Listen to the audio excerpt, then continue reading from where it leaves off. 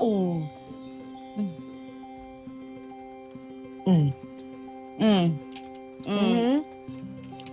Ito.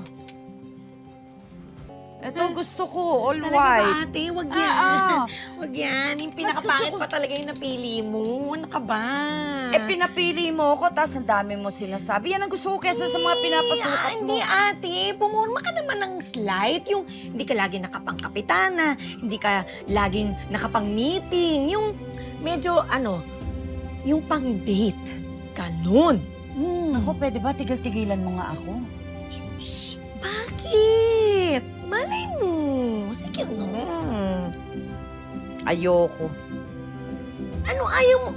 Ate, sige na. Tuloy mo. Teka lang, ano ba pinaplano mo, ha?